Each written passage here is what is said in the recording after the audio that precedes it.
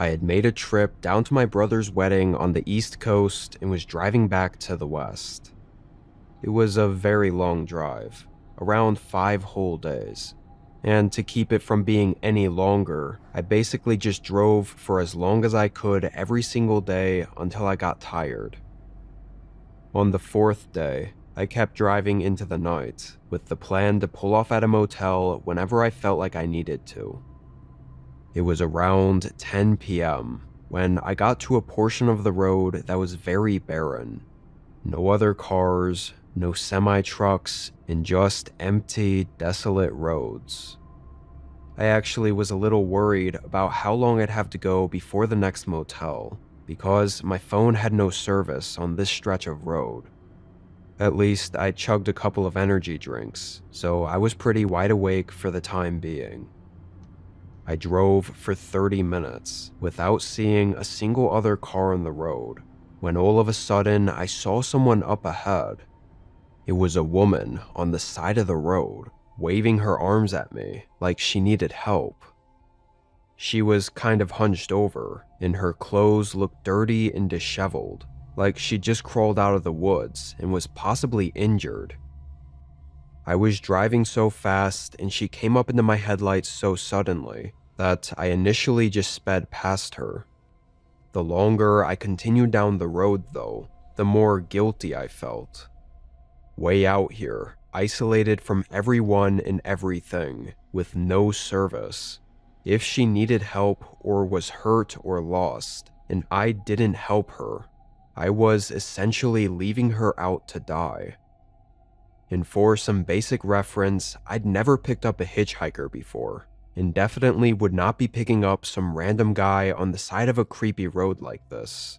However, them being a woman and looking injured, I didn't feel so threatened. I decided a little ways down the road to turn around and at least pull up and ask her if she was okay, and sort of get a feel for what was going on. If I so much as got the slightest sense of something being up, I'd leave and call the police as soon as I got somewhere with service. So I drove back there. When I got back to where I saw her before, I noticed she wasn't near the road anymore and had stumbled back down closer to the tree line, but she was still standing and waving at me again for help. I passed by and turned the car around, then pulled right up to where she was, except she was gone. I sat there in the car for a whole minute, and she didn't come up.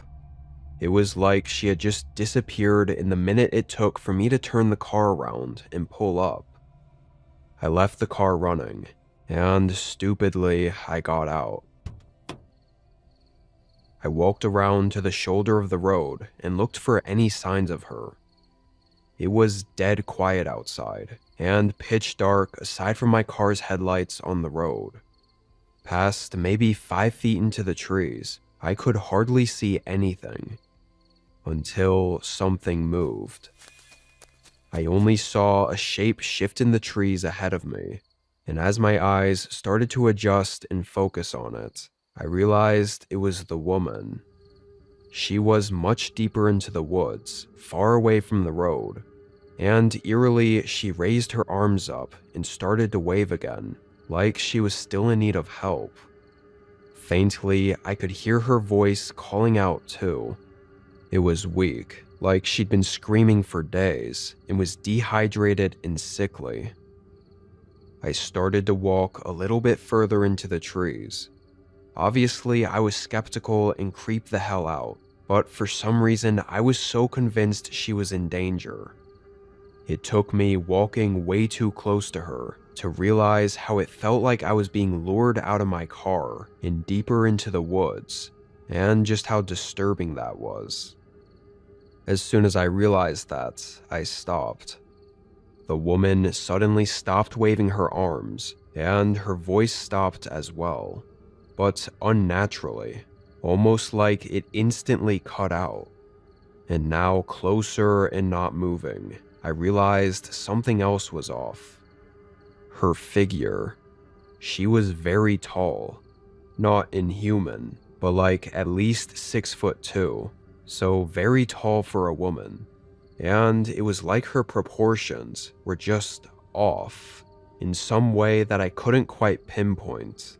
Maybe it was just the way she was standing. However, as we both stood still between the trees, looking at each other through the dark, she slowly moved a little bit. She took a step closer to me and moved her head slightly sideways, and it just so happened to move out of the shadow enough for me to get a glimpse of her face in more detail, and what I saw was horrifying. I don't think it was a woman. They had a very masculine, uncanny-looking face that instantly sent chills through me.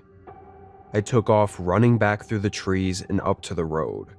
As I did, I heard that frail voice calling out for help again. I got in my car and floored it down the road.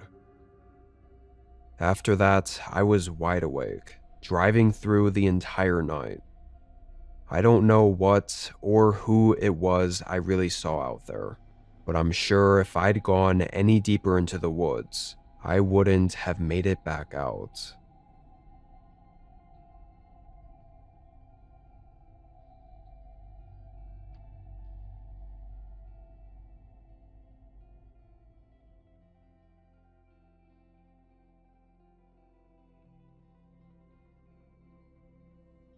I was on a hunting trip, staying in a small cabin as a home base in between excursions. The cabin was really just a wood shelter. It had nothing in it but 2 bunk beds and a single window. I brought all my camping gear for when I was out hunting, but the shelter was just slightly warmer and safer than a tent for me to recoup at in between trips. I went on my first excursion the day after making it to the shelter, heading out for 2 nights and camping in the forest. It was abnormally quiet out there, not seeing any animals or even really any tracks. So in the morning, after the second night, I headed back up to the shelter. When I got in, I didn't notice right away, but after a few minutes, I was sure that someone else had been here. A few things were moved around and were out of place, though nothing was missing. Looked like someone came in, looked around, or stayed for a while during the 2 days I was gone and then left. This was a free public shelter that anyone could come by and stay in, so someone showing up and walking in wasn't really concerning. I definitely didn't expect it though, because of how remote this shelter was, and when I'd arrived, it seemed relatively unused and not taken care of. Whoever it was being here at the same time as me was a big coincidence, but I was sure that was all it was. I took out my camping gear and made lunch, then rested in the shelter for a few hours. When the sun set, I started repacking my gear and prepping it to head out on another excursion in the morning. Then I got in bed and lay there awake for a while. There wasn't much to do in the shelter at night. I could have gone out to make a campfire, but I just wasn't in the mood. And a while later, 3 or so hours past sundown, I started to hear voices. 2 men talking back and forth. I sat up and looked at the door. They were just outside of the shelter, and their voices were getting louder. 20 seconds later, just as I got out of bed and stood up, they opened the door. Even though I expected it, it still startled me. The men, however, were unfazed. There was no reason they would have expected someone else to be here, and if they had, they likely wouldn't have just barged in. And yet, the men had no reaction to seeing me. One of them nodded as he walked in, but that was it. I said hey, but the men didn't seem in the mood to talk. In fact, since walking in, neither of them said a word. They set their things down next to the other bunk bed, which was just 3 feet across the room from me. Again, the shelter was tiny. 3 people inside of it was very cramped. Something made me feel really off about these guys. Having already pre-packed everything for tomorrow, it was tempting to just grab my bag and head out. Maybe set up camp a mile away just for the night. but also I felt like that would be overreacting a bit. These guys just hiked at least 5 miles with gear to get up to this shelter. Maybe they were just tired. And of course, if I did leave in the middle of the night, not only would that look weird to them, but I'd also be risking getting lost. I got back into my bed, and after a minute, one of the men went to the top bunk and the other to the bottom. It felt uncomfortable. These two random guys just a few feet to my right, being completely silent. I laid still for 10 minutes, hoping I'd just fall asleep and let the night be over with. But I couldn't. The silence was kind of creeping me out. I rolled my head over and looked at the other bed. One of the men was staring right at me, like he'd been looking at me the whole time. I quickly moved my eyes back to the ceiling. What the hell? I was too creeped out to look again, but there was actually a part of me that was kind of upset, mad even. Why did these guys have to be so creepy and strange? Why not just say hello and be friendly like everyone else that I usually ran into in the backcountry? This shouldn't have had to have been this uncomfortable. I laid there for probably an hour, talking to myself in my head about how frustrating this was. The shelter remained quiet for that whole hour. Didn't hear either of the men shuffle around in their beds at all. And somehow, that hour of quiet was enough for me to slowly calm and rest enough to fall asleep. The moment I woke up, I knew it was still the middle of the night. My eyes opened to absolute darkness. I had to wait a few seconds for them to adjust so I could even see the ceiling right above me. It was also dead quiet in the shelter, and that's when I remembered about the two men that were in here with me. I rolled over and looked at their beds. My heart nearly stopped.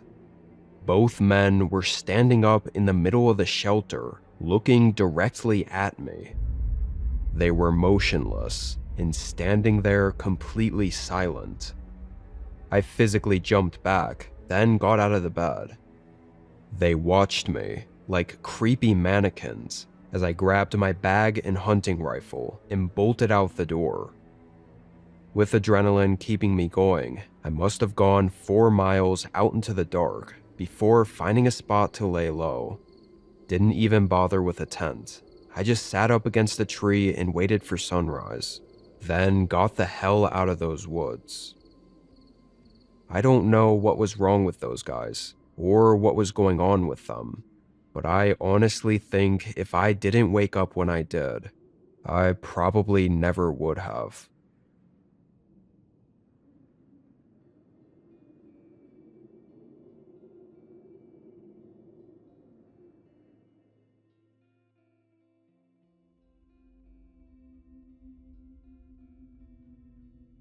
A couple times a year, I'll throw my slide-in truck camper on top of my truck and head out for a few weeks of traveling and camping. I live in the Northwest US, so there's tons of public lands to stay on that are free, and often I find myself completely alone out there. Some of the more popular, easy-to-access spots had a bunch of camper vans or RVs, but I like to stay away from the crowds, if I could help it. For this night, I had found a really good, secluded spot high up in the forest of East Idaho. I actually found it by accident, because the first few places I went to, all the campsites were taken. This was just some random one that I happened to find. Because I pulled in a little late, I didn't drive all the way down to figure out how far the trail went, or to see how many campsites there were. As soon as I saw that the first pull-off was empty, I pulled right in, parked, and set up camp. Something about the truck camper I had is that it was one of the cheaper pop-up top ones that you could stand in, but it was a very tight space and not very great unless I was sleeping. Hanging out in there all day or even just for a few hours would get very uncomfortable. So I spent almost all of my time outside, setting up camping tables and chairs. When I pulled in this night, even though the sun had already set, that's exactly what I did. I turned on the bright outdoor lamps on the side of my camper and set up a nice campsite to relax at. I started a campfire as well to keep me warm, and cracked open a beer. I was only out there for maybe an hour, so it had to be just about 8 or 9 o'clock, when a guy came out of the dark right in front of me and walked up to my campsite. I heard his footsteps a moment before I saw him, so I didn't get startled, but I was very surprised to see anyone else out here. The chances were slim, though I hadn't driven down the trail, and assumed this meant there must have been a bunch of other campsites further down. He waved as he walked up and asked how my night was going. The man looked like he was in his 30s, and pretty average looking, with a brown jacket and that typical camper guy look. And we talked casually for a while. I even let him have one of my beers, but he never really explained why he had walked up to my camp. And after 30 minutes, he said goodnight and walked back the way he came. The only reason I could think of is that he was set up not far from me, and saw my campfire and just wanted to see who his neighbor was for the night, which I guess is understandable. Once it got much later, I left everything out and headed into my camper to sleep for the night. In the morning, I headed back out as soon as I woke up, to make breakfast and go for a short walk to stretch my legs. Figured I might as well walk down the trail to see the other campsites. The sun was just coming up, and it was hazy and cold. I walked for a minute, not getting very far past my campsite, when I stopped. There was a small turnaround area, looking like it was naturally made by a few trucks having to do a U-turn. But that was it. There were no other trails or paths going any further, and no other campsites at all. Past the turnaround spot, it was dense, thick forest that you couldn't even fit a car through if you tried. I looked around some more, even going further down the trail the way I came in, thinking I might have missed other spots. But I didn't. My campsite was the only one. So where the hell did that guy last night come from? While we were talking last night, he mentioned he was also camping here in a small truck similar to mine, so I was just really confused. I went back to my campsite and made coffee and sat outside, keeping a lookout for if the guy came back around. Hours passed. Over that time, I'd gotten less worried about it and started to see it as just something weird. Maybe the guy decided to leave in the middle of the night for some reason. Clearly, he wasn't here anymore, so I didn't bother getting too overworked about it. I had a nice, mostly relaxing afternoon, cooking over the campfire and watching the sunset over the forest. It was so quiet out there alone, and that was one of the things I loved so much about being at spots like this, rather than crowded campsites that always had someone blasting music with a boombox outside, disrupting the silence. I was outside for a couple hours into the night, longer than I would usually stay out, but I was enjoying my time. However, I started to hear footsteps coming through the trees, and then that same guy appeared, walking out of the dark and up to my campsite. I didn't even get any words out before he came up to the fire and sat down across from me, asking how my night was.